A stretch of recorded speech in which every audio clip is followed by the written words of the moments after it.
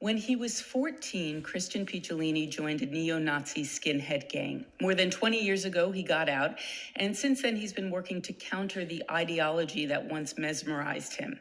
A few days ago, Christian heard familiar words, white power, shouted by a man in a video who appeared to be a supporter of President Trump. The president shared it on his Twitter feed. I talked to Christian Picciolini yesterday, and he told me how he used to use those words, white power, like a weapon. That phrase would have been used every day, multiple times a day, as a greeting, as a pejorative to instill fear, as a way to even sign off on a letter, replacing sincerely with white power. It was also a proclamation that distilled what we believed in into two words. Did you ever hear the words white power used in a non-malignant way?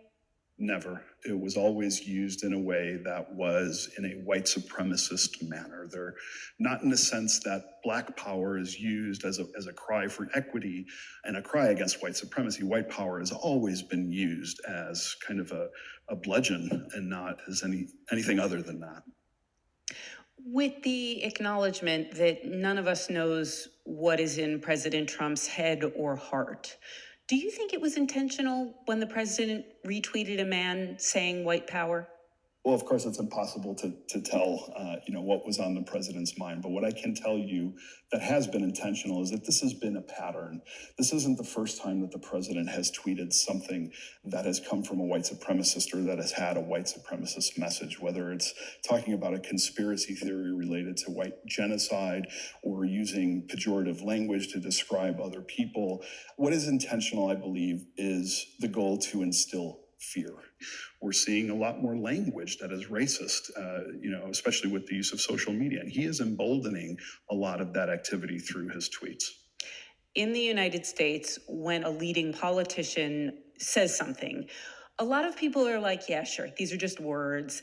But it sounds like what you're saying is, no, there are neo-Nazis sitting around actually waiting to hear the president amplify language that they want to hear. And that's absolutely the case, unfortunately, from the people that I work with to help disengage from extremism, because that's how I've spent the last 20 years of my life. The chatter that I'm hearing from these people and from the sites that I monitor is that they are waiting for lawlessness to happen. They are waiting to some degree for police to pull off the street because of the protests so that they can go in and instill vigilantism. They're waiting to really kind of go out with their own brand of law and order and take care of business according to their ideology. Do you find this frightening? I find it absolutely frightening. I can understand the mindset of the people who are still in that movement. I certainly don't believe it anymore, but I understand how paranoid they are and how they've been wishing for this moment. It is ingrained in their ideology that a race war will come someday, that there will be civil unrest that they'll be able to take advantage of. And they're seeing everything line up, from the pandemic to unemployment to a disappearing middle class to a very heated and contested election that's coming up. This is almost a perfect storm for this type of civil unrest that they've been talking about for decades, that it seems to them it's almost coming to reality. In the work that you do, the de-radicalization work, does anyone ever mention President Trump and the way he speaks? All the time.